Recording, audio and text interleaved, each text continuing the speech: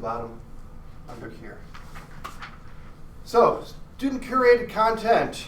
What are the topics and questions that you'd like to have us discuss today so that when you leave, we will have made you happy? Anyone like to start? Who you are? Would you like to start? Matthew. Matthew, mechanical engineering grad student. Interested in discussing how to make discussion boards more. I mean, like, students don't really use them all that often, so how can we make it more enticing for them to use those as a way to learn? All right. I'm going to put discussion in quotes because, well, we'll get into it. Discussion boards. In some ways, that's the basic of students sharing with each other, right? Yeah, I mean, I know there's other ways, you know, like Piazza and things like Yep. that, but trying to keep it all like within Canvas Yep. would be helpful. Yep. I'm going to add that as a second point. Keep it in Canvas.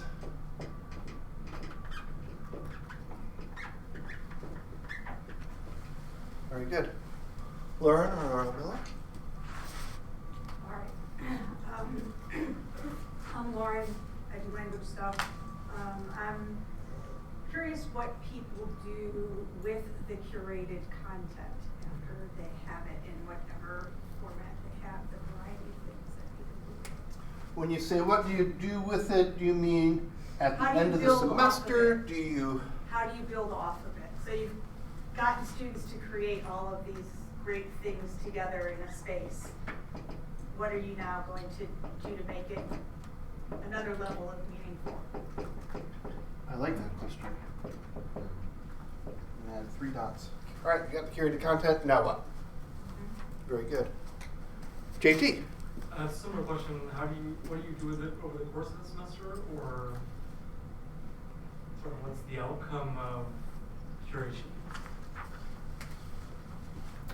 Cool. We're gonna go to backwards design there and say, why curated?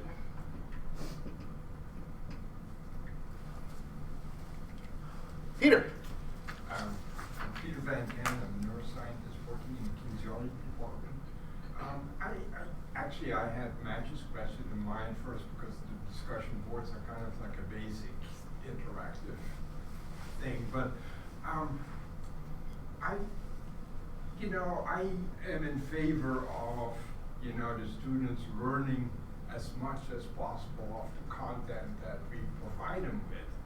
And what I'm interested in is kind of like, to figure out what are the most efficient ways for students to engage with the content that can save the instructor's time and effort. Because, let's face it, if one uses a discussion board with a class with 50 students, and like the standard thing is, well, make a post and respond to 2 others, you end up with this gigantic thing that's unmanageable for both instructors as well as students. And so,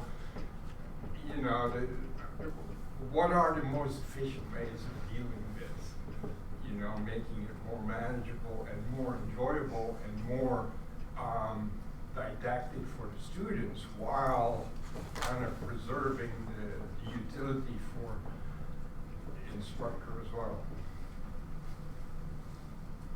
Okay, so I put down saving instructor time and make best use of instructor provided content, but I feel like there's one other thing in there.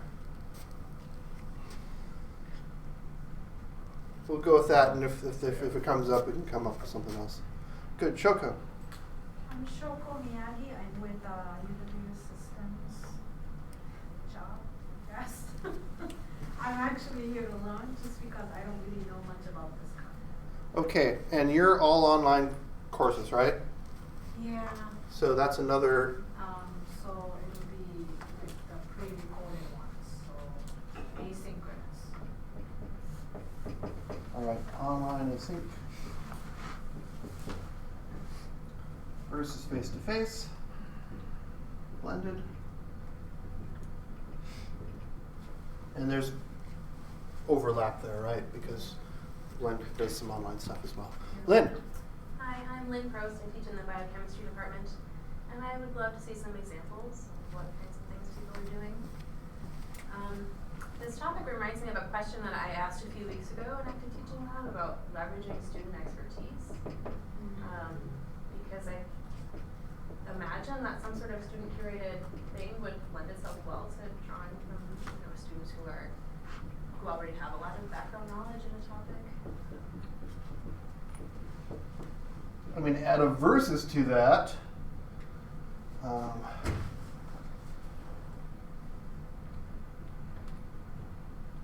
about versus opinions? Because oftentimes students have more opinions than they have expertise, right? And so how do we sort through that? Good. Paul? Paul Oliphant from School of Business. Been reading some books and things on engaging students more in courses, and this seems like a really valuable method to really bring students and engage them in the curriculum. And I know so far I've seen discussion boards and activities. I'm also interested to see what students could do with regards to assessment and how students can be curating and kind of working through the assessment portion of the course. So, are you talking about just sort of peer review of each other's work? Or So I've seen some of that. So as I was reading, they were mentioning bringing students more in a collaborative way for the assessment piece. One of the things I've seen in the past, for example, is have students generate questions for the upcoming exam, for example. So essentially, as I said, really to engage students more deeply into the content by making them co-creator almost. I love that. Okay, great. Really taking the faculty and really putting them squarely as a facilitator rather than just the person who knows everything. Right. Again, kind of like what Lynn was saying, there's a lot of expertise in our students. Now, again, as you said, there's some sorting that needs to take place here. Mm-hmm. We just can't take it lock, stock, and barrel. Yep. There's, and how can you do that? And I see a lot of student curation of content in all aspects of a course, being perhaps one of those mechanisms we can use. So I'm here actually mostly to listen. Okay. But that's kind of what I'm listening for. Very good. We're going to make you do more than listen now. Mila? I'm Armela from plant pathology, and one of the main classes I work with is plants, parasites, and people. And it's a large class that most people don't want to take. But what a great name. It's great, and there's so many crossovers, and I think students come into the class 100 level science, gen ed, get it out of the way. They just want to be given information. But because it's such a cool class and has such a great title, I want to figure out ways to encourage students to make connections between their real life, things that are happening, and what we're sitting there and what they feel like we're making them learn. So yeah, I guess just examples of what people use in terms of assignments for student-curated content would be really helpful.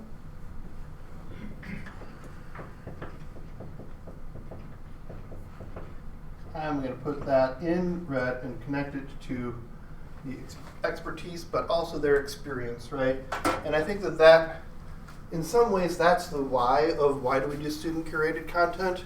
Because we have this content and we do it in this sort of generic, sanitized, sterile room that has nothing, very little to do with their lives, except in the fact that they spend a lot of their time as college students in these kinds of rooms, right? But they're artificially constructed, right? It's fake. That's not what their actual life is like unless they go on to be instructors or staff members where they live in these rooms for the rest of their lives. Real life generally not inside these rooms. How do we connect the content that we are providing to them to their actual lives?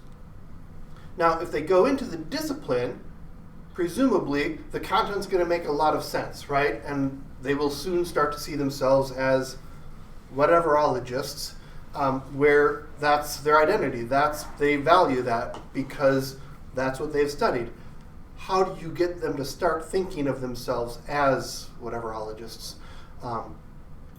And the way to do that is to start saying, hey, this is already happening in your life, which is why Plants, Parasites, and People says, plants, parasites, and people, it's a trio. You can't separate them. They're part of your life every day as is. So go out and find examples of plants, parasites, and people in your life because it's already happening. You've got, how many of you have parasites in your life? Yes, right? So that's why we connected, because once they start to recognize in their daily lives, oh, this is content that we talked about. This is content that we talked about. They walk down the streets and they start saying, content, content, content, content. And that's that distributive learning that continues on through their life rather than we talked about this in class and we're never going to talk about it again. No, they go out and they actually make connections to the rest of their lives. And the research is huge on this. Distributed learning, connecting, making it experiential. That's why we want student-curated content. Thoughts on that? JT? The initial question or the initial thought I have is, to me that seems more like a photo reel, right? You're asking students to take 1,000 different photos, for example, of roses or something that they see at Allen's Centennial Garden, but what would be the end goal of that curation unless the design is sort of a problem-focused something, because otherwise you're just going to get sort of a listicle. Right? Oh, great. Numerous examples of photos of roses. I mean, that's great, but what does that push students to do in terms of evaluate their own experience? Yeah, well, and it also doesn't really talk to the connection piece. Sure, there are these pieces of, there are roses in my life, but who cares? I don't care about roses, right? So what is the connection to things that I'm actually passionate about? Not just do I see it, but do I care about it? Anybody have thoughts on that?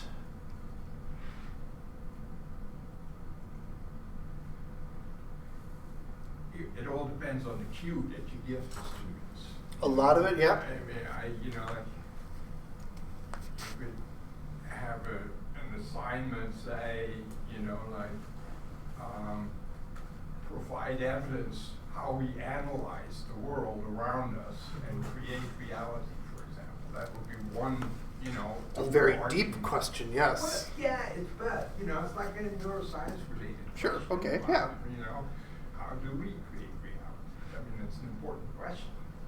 And so you could say, okay, well, you go out. I mean, we live in reality, and so everybody kind of like gets an example of, how we analyze the world around us and how we all combine that into, an internal model that we have, that we base our interactions with the environment and the movements we make and this and that on.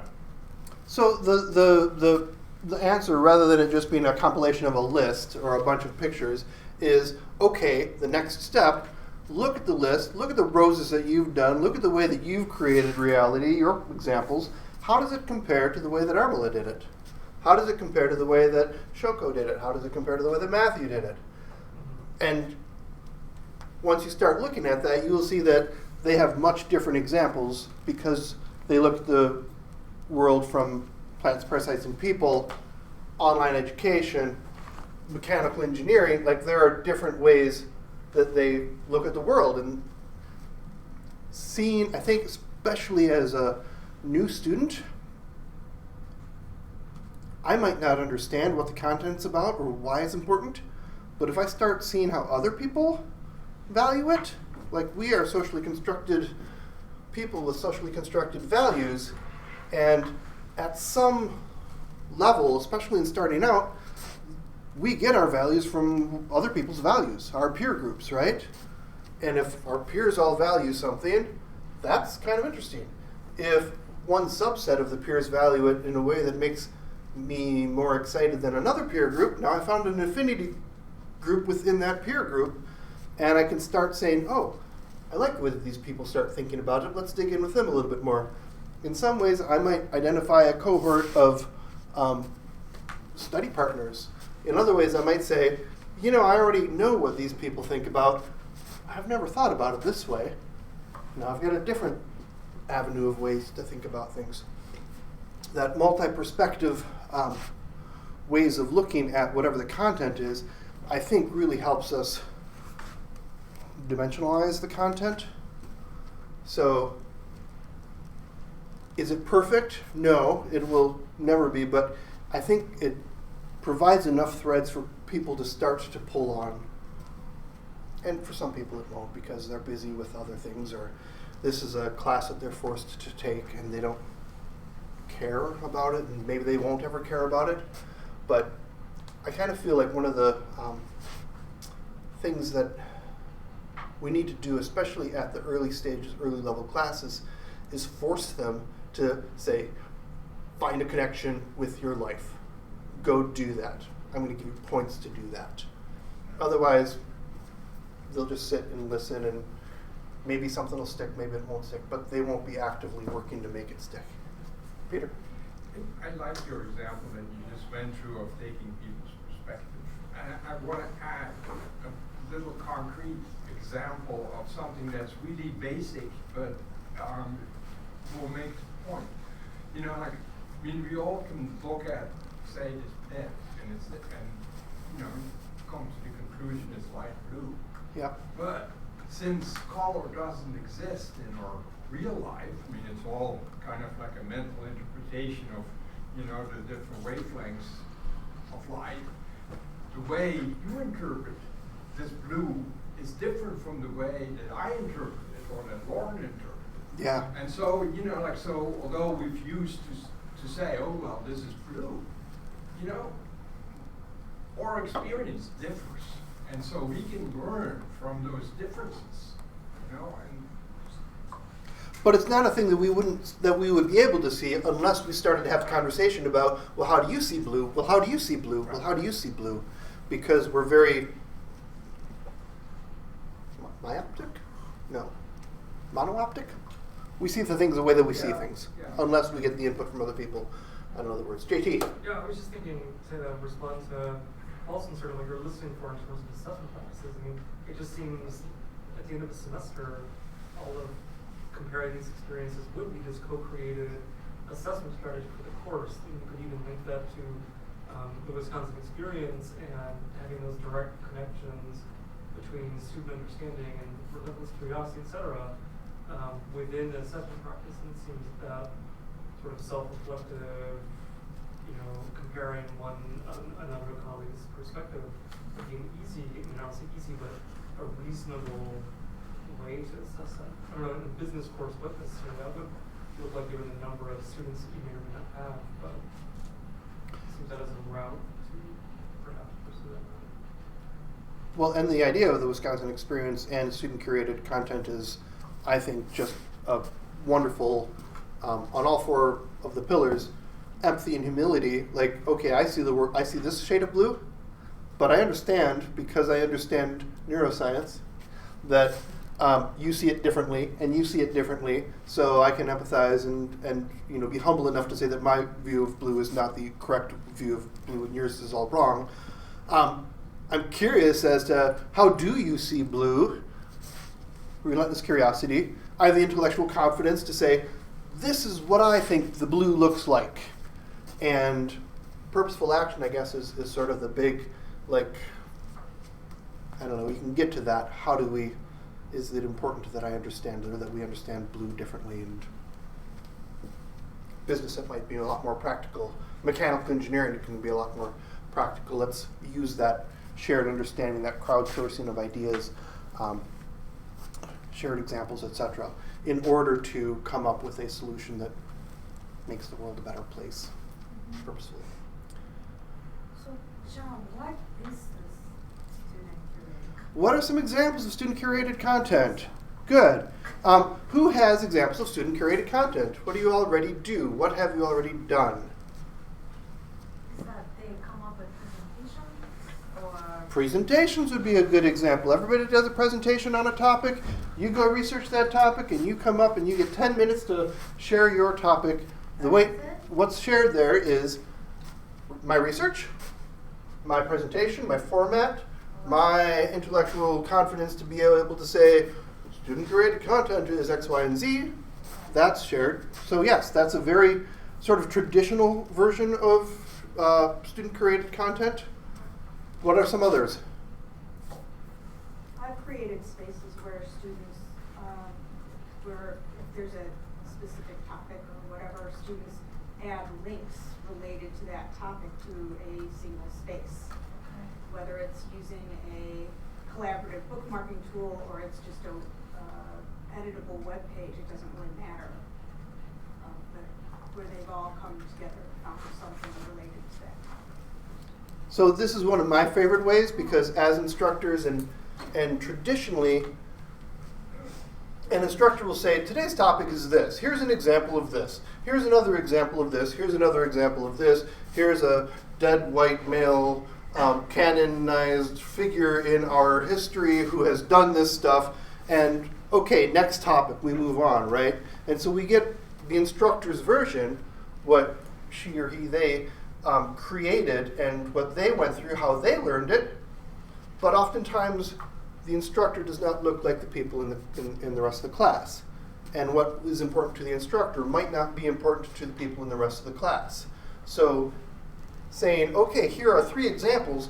Now you go find examples that speak to you. That starts to make it a little bit more personal because they might come up with things that look a lot different. Now, remind me to get back to the point after we hear from Lauren, but the point of, are they good examples, are they bad examples? We need to address that in a bit. Lauren. So some of my favorites in more recent years is when I don't assign anything, but I have like a Facebook group that the class is all part of, and you present something, whatever it is, and then some student just randomly says, hey, building off of what we talked about today, and they just post something. And so that's where I get back to what are all the different things that you do with stuff that students share and find for you. Because that in those cases it's less planned, right? I didn't ask for it, so I don't have a plan around what I'm going to do with it necessarily. But by building off of it, it empowers the student and it encourages more people to just share because they want to. There's something about agency and recognition there, right? One, making space in your learning environment so that students can voluntarily say, hey, here's this thing on their own, not assigned, like that's them taking charge of their learning. Right. We want that. If you get a classroom of students who are doing that, then your job is done. They're just teaching themselves. Your job is to just sort of facilitate, sort, and be sort of the referee in some ways. I tried to do it in Canvas by creating like a open discussion forum space that's just there all semester, but I seem to have less luck with students wanting to go there than if I have a social media thing that they are in every day anyway. And so I haven't come up with a good. And that's, I think, another element. If you create an external, this was to Matthew's point, outside of Canvas space, let me rewind that a little bit. If you create a space that the students are already in, if you go to the students' space, where they're already there, there's a good chance that because they're already familiar with it, they don't have to learn something new. It's not that big of a bother. They're already doing it. Sure, I might as well just do this extra thing as well. Now, we can talk about whether it's good to go into Facebook or TikTok or wherever students are right now as an instructor, because many of them don't want you to go into that space. And if you go into that space, it shuts them down because that's not an academic space. That's, in some ways, that's a different discussion. It's related here. But the point is, if you make them learn something new and say, go use this new complicated thing and share all of your stuff there, it's going to be crickets. It's not going to be great. I think Canvas discussions is a great example of a traditional space that is an academic space. It's also, I think, a terrible space to have authentic, shared discussions. Well, and the other piece of that is, say they're, wandering around on YouTube. Yep. And they see something and they're like, oh, that reminds me of what we did in geology today. There's going to be a share button there that allows them to directly share to certain social media sites. It But doesn't not say Canvas. share to Canvas. It doesn't? I know, big surprise, right? Oh. So But you can if get it's- the if they're not link, gonna you can share just grab the it, link and you so they're can gonna put it share in to a Canvas. space They know they're how to already do that. connected to. You can put the link there, but you cannot Yeah. embed the. Yeah. So, but I think that like saying share a link from Canvas or from YouTube into Canvas, you're halfway there because you're sending them to YouTube. Right. And if you say, go find an example on YouTube of this and share it in a discussion forum, a couple of things are going to happen. They'll go to YouTube. They know how to go to YouTube. If they live on YouTube oftentimes, right? They will not find the first example. Generally, they will not find the first example that comes up. Some of them will. They will find an example. They'll look through like that example. No, that's not really the way that I see it. No, that was not the way I see it. They'll go through 5 different examples, 10 different examples on YouTube, see the content 5 to 10 times. That's like reading 5 to 10 books or 5 to 10 articles on the content. Decide among that which one best fits me, which one is the most accurate, which one represents me well, which one will make me look cool to my peers, and they'll choose that one. So you're not just saying read this one article and react to it. You're saying go find me an article, read 10 articles, find the one that best fits. So they're doing a lot more work, but it doesn't feel like work because it's on a platform that they're already on.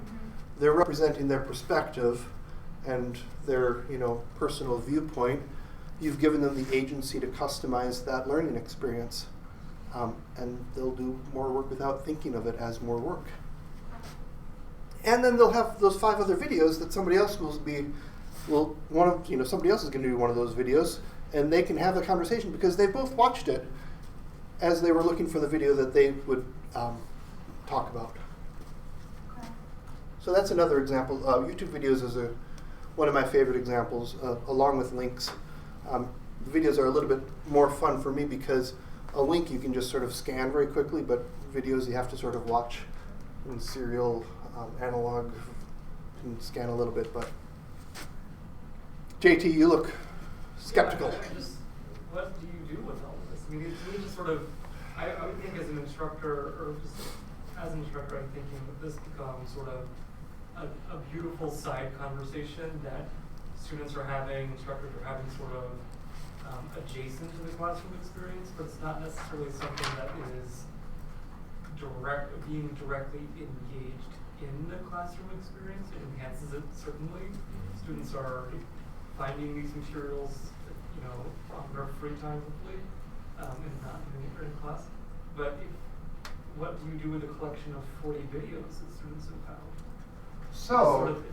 I don't want to say that it's sort of waste of energy, but putting it into a press book or just sustaining that in a Google Doc that you share in an additional in the next semester, or What if the students have to critique each other's and vote on the best 2? Ooh. That you would use in the next semester.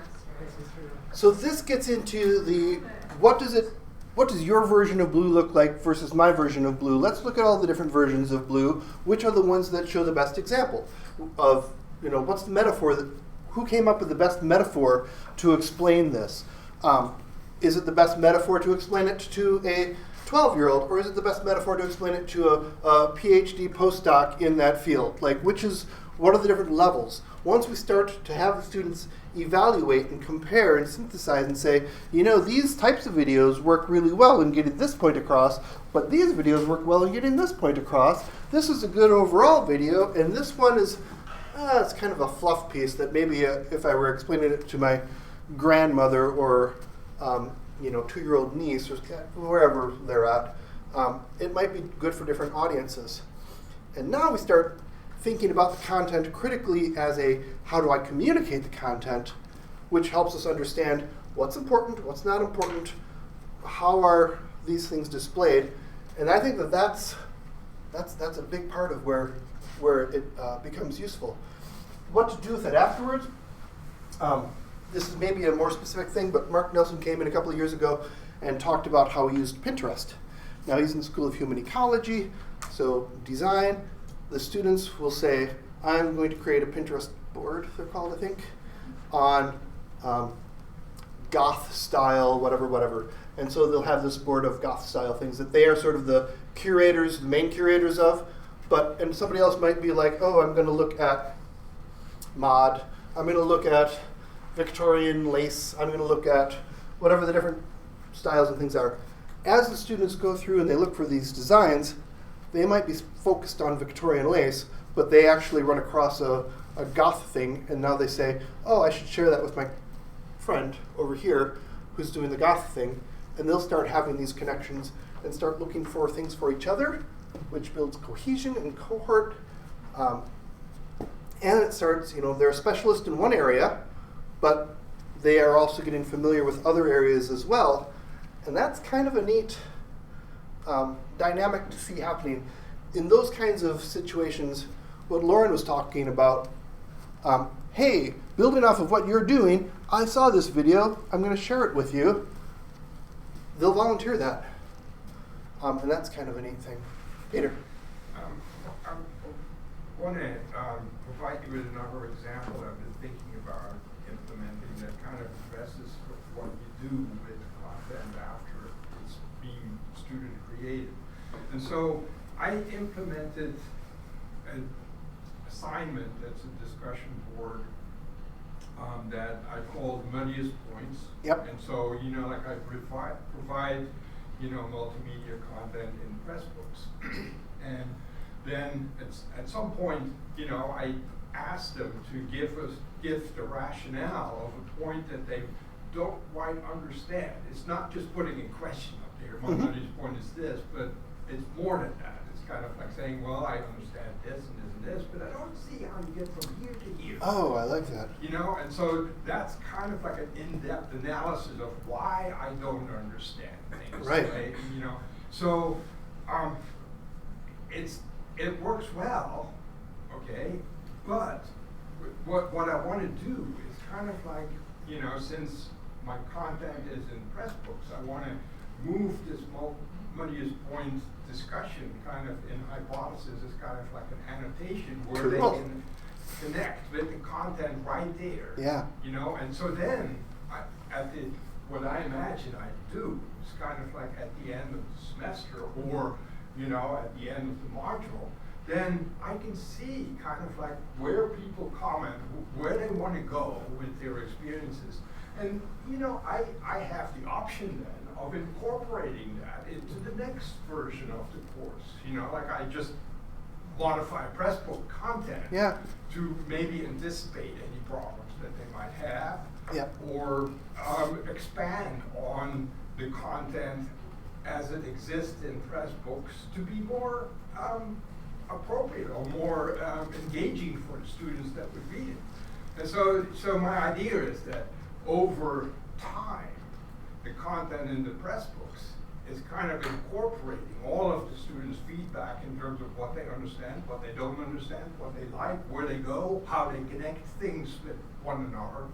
So, it's formative feedback for the instructor to say, how can I adjust my teaching in a way that is more authentic, more relevant to students? Now, how many of us have been in that situation where we think, oh, this is my favorite course, I'm going to give this great example that worked really well for me 30 years ago, 20 years ago, whatever, and the students look at you with sort of a blank face because it doesn't have the relevance that it does to you, to them. They don't care about it the way that you do. By sort of seeing how do they care about it, are they caring about it in a way that is accurate or inaccurate, and that's to the point of are they using opinion versus expertise. That gives you a space to go in and say, I like how you're thinking about it, I like that you're thinking about it, but you get it a little bit wrong. This is actually how it works. This metaphor doesn't work very well, and you need to step in, because otherwise they're going to go down this happy garden path. It's very entertaining for them, but not fruitful. It doesn't produce their impact their understanding very much. What we can do with that is absolutely use the best examples as seeds for the next semester. Because we are old and our students oftentimes are much younger and understand things in different ways. And this, hearing how they understand things, helps us stay fresh and relevant, or at least helps us become better teachers, I hope. What do you do with the insufficient content? Do you delete it? What do you mean Say insufficient? in your Pinterest board you have the Victorian lace category, right? You Right. come up with somebody who's wearing, 2020 Nike shoes or something. I mean, it's a really bad example, but do you delete that off the board? Or do you have a discussion with that student about why this is insufficient? Or have that student sort of say in the presentation, Yeah. this is my perspective, but it seems to have not hit the mark? So yesterday in the peer review session, Carolyn was here from School of Human Ecology. She talked about doing feedback on student-to-student peer feedback for design stuff. Great example, hey, you've got all this Victorian lace and these pair of 2020 Nike shoes. Class, can we give input on that? Can we give feedback on that? It's not just me as an instructor giving that feedback, it's other people giving that feedback as well. Yeah, will the student take off that 2020 pair of Nike shoes? Probably. As an instructor, and I'm wondering if this is the point that you're making, because The example. the example, if I can take an example of really good examples of what my students did last semester, with their permission, of course, I would choose the good examples probably, right? I might choose less good examples, scrubbing their names and such off of it, but say, here's a good example, here's another example. Which one's good? Which one's not good? One of these things is not like the other. How can we start to analyze and decide, evaluate on it? Seems like there's just a lot of let go. It's not as controlled as coming up, creating a PowerPoint and going through that step by step and not getting any feedback. Anytime that you introduce somebody else's thoughts into your discussion, you are letting go of some control. You're not just letting it go, you're giving it to them. You are saying, I value you enough that I'm going to give you the chance to give us input on that. How does it make you feel when somebody invites you into a conversation? You feel, oh, I mean, that's what learning is about, isn't it? I'm valued, right. It's the definition right there. Relentless curiosity. What do you think? Intellectual confidence. I think this. This is why this is my favorite topic. Do most of the assignments get updated like real time? Because I guess what I'm wondering is like if I'm not really sure if I'm a student not sure what to put up as my example, instead of like thinking it through for myself, I just look at like what someone else did and kind of look something up based off of that. Yeah. So I guess wondering what you guys do, if you have suggestions about like if you have them submit the assignment and then reveal it to everyone to see other people's content, or if they see it as it's coming in. I've always done it, share it as soon as you can, because as a student, I've often been lost, where it's like, I don't understand what I'm being asked to do, or I don't understand what they're looking for. If I see your example, then I'll be like, oh, okay, I get that, I understand that. Or if I see your example and I think I understand that, that's good, but then Lauren does hers and hers is way different, then I'm like, okay, wait a second. These are two different examples. Maybe I should ask an instructor. rather than, all right, we're all blind, let's all submit our things. We've got 30 different things, nobody understood what it was. What do you do at that point? I think there's some figuring out, what is it that I'm looking for? And that's good feedback for an instructor as well, right? My instructions were not very clear.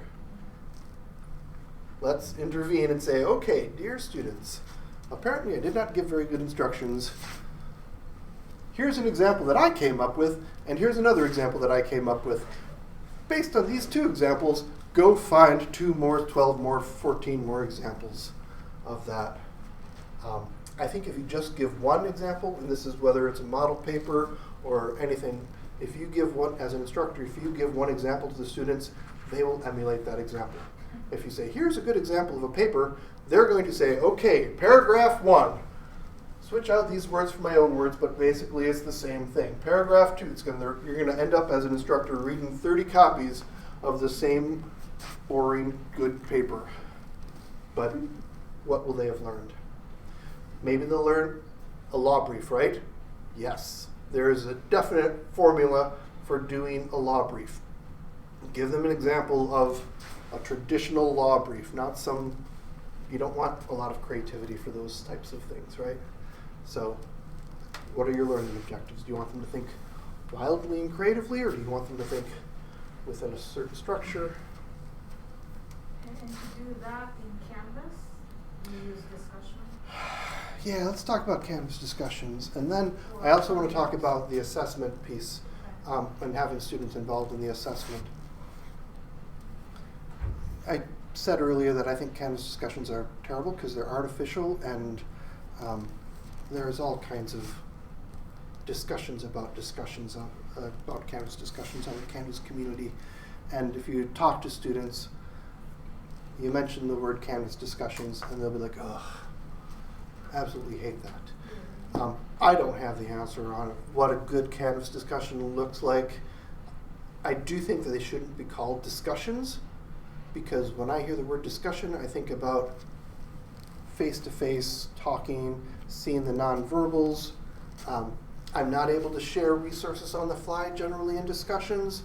In asynchronous Canvas discussions, I can think about what I'm going to say, look at it, share it with a friend, and then hit submit. I can add in 2 or 3 resources that make my point for me, and then hit submit. I don't have the time to do that in a face-to-face discussion, because by the time I've done that, we're on 8 different topics. We've moved on from that. So the constraints are different, the affordances are totally different. It's not a discussion. It's an online forum, but the same tricks in a face-to-face discussion do not work in an online discussion. Peter? There's 2 concrete things I think that, if they would be implemented, it would make Canvas discussion boards a lot more useful. One is to have the ability to have a subject heading for your post and reply. Right. The other one is to have a thread, to actually be able to respond to somebody and actually see where the conversation is going. Yep. Now, I think from that a is an technical option. point You of can have a view, I think checkbox those with that. Those are not that hard to implement, Right.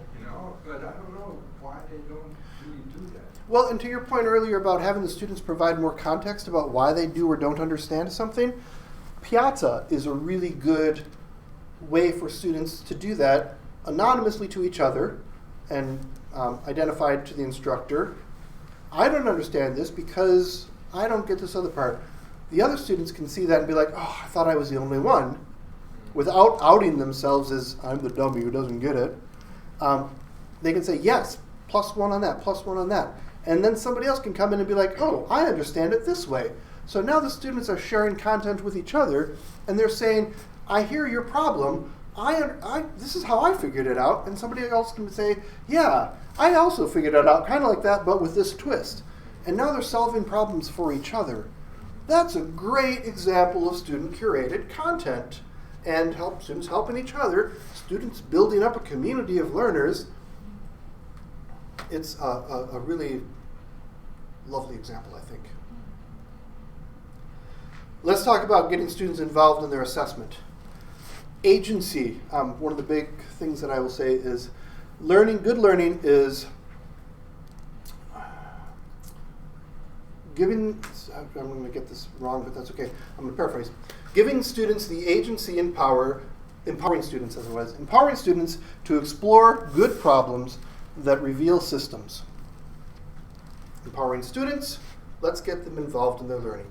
To explore good problems, not to solve necessarily good problems, because some problems, the best problems, are not the ones that are easily solved, right? But to good problems might not be good for me, but it's good for them. It's good for whoever's exploring it. So that gets them interested in it. In order to reveal systems, and that's the part that's where like the really deep stuff happens, right? They're not just memorizing to answer questions, but they're saying, oh, now that I understand what failure in the system looks like and what success in the system looks like, I now can say, this other thing will happen here, and this will happen, and if I take this thing over here, it'll be more over here on the failure side. So they start to understand the systems, and that's deeper understanding.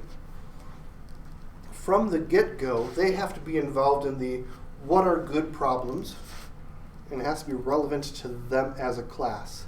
So, get them involved in rubric making. First time they do it, they're not going to know what a good rubric is or what a 5 versus a 1 is in a rubric, right? They'll have some ideas, but if you can get them start them thinking about that, the first rubric, throw it away. They'll use it and they'll learn, but it'll be mostly guided by you. The second rubric, they'll have a little better understanding about that so they can have a better rubric. But you're asking them to help make those rubrics. You're getting them involved in Bloom's evaluation, or synthesis, or whatever the rubric. Does it show understanding? Does it show creation? Does it show synthesis? Whatever. Matthew. Yeah, so I've been doing this with some of my lab essays, and I just get a sense of like they believe that it's for higher education purposes, and they're not necessarily interested in higher ed or education at all, and so they're just doing it because I'm asking them to do it without any care about it. I have students also helping with the Canvas course page and things like that seem more interested in developing it, but overall it's just kind of hard, I guess, to justify students making rubrics or doing things that generally educators do. So they see it as, this is your job, teacher, not my job. Why am I doing this? Right. Yeah. So how do you overcome that situation to give the students more agency without like explicitly telling them, I'm allowing you or giving you an opportunity to help teach this class when they're not interested in that? Yeah. A similar thing happened. I was in game design for a long time. We would make mobile apps, and we would come in and we talked to students about what kind of a mobile app they would want to make. And they would say things like, oh, make it like Doom, but with Madison, right? So 3D buildings, da-da-da-da-da-da, and they're saying, describing this multi-million-dollar high-end game, and we're like, yeah, can't do that. We've got, $1,000 budget and 2 afternoons. But as soon as we were able to say, okay, let's have you make a game, using pennies and sticks or whatever, pieces of paper, whiteboards, whatever, make your own board game, they would make a terrible game. But it was fun for them. They got to determine what's important, what's not important.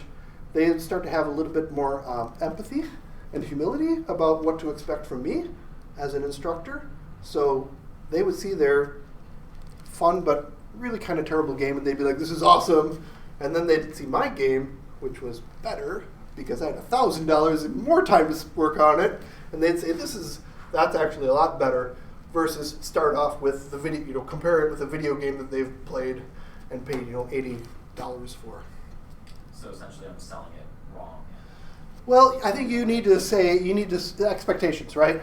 So what is important to you in this job, as you foresee your path forward? Someday you will be needing to evaluate things. Right? What will your evaluations look like in the field? And use that as a basis. Not as what you will need to evaluate as a teacher in the field, but in the field. Make it authentic for them. Become a manager or something. What will your manager be evaluating you on? Right. What will your supervisor be evaluating you on? And so it's not teacher, it's different. Armela, you were going to say something, or no? Okay. I think students, maybe their developmental level of where they are, they might not even see it. Absolutely. At that point. But you won't be there like 20 years later when you're like, ta-da, moment.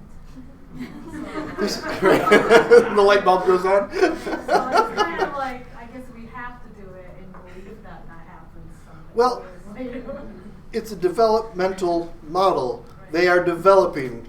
How can we help them develop? And we're not, the first time, it's not going to be perfect. We're not going to be like, do it once and they're done, all grown up, look at them go. It's going to be, they do it and then they make these mistakes and they stay up too late and they, go out and get in trouble with the law. And, all of these things are going to sort of happen along their development.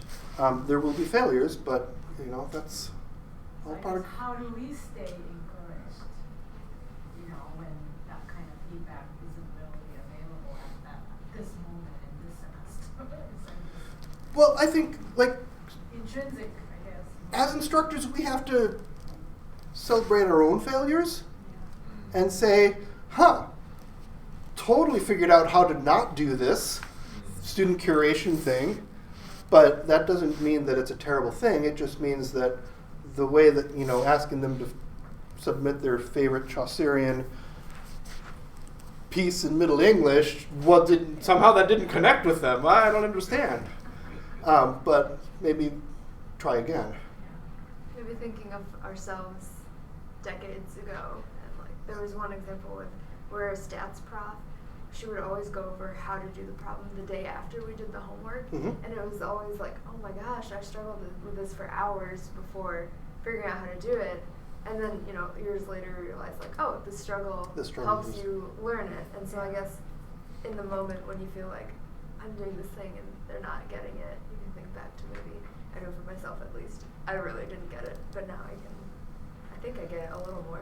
Well, and I think that there's a lot of value in helping them recognize, one, that this is good for them, right? And we all know that as an adult, if you talk to a kid and you say, this is good for you, they're going to be like, yeah, whatever. But if they hear it from the person who's a year older than them, or a person who just went through the class last year, and they say, yeah, I struggled with the second week of class when that instructor had us do this whatever thing. Freaked me out, I hated it, but in the end it helped me da-da-da-da-da-da. Student-curated content. Can you get past students from your courses to come in or make little TikTok video and say, I was in Armela's class, week 2 she has us do this terrible assignment. It actually turned out to be a good assignment because it set the stage for da-da-da-da-da-da. If you say that, they're not going to listen. They're not going to care. If somebody that is their age, that looks, sounds, acts like them, that they recognize and feel familiar with, says it, they'll be like, okay, I can learn from peers, because they learn from peers all the time. How do you study? What apps work? What apps don't work? How can I get through this class that I'm currently sinking in? And if somebody who has gone through that and succeeded, they'll be like, tell me all of your secrets. They won't ask you to tell you your secrets, because you don't understand my life. So, have we not talked? I feel like we've talked about all of these. Any other? There are examples in our activity sheets.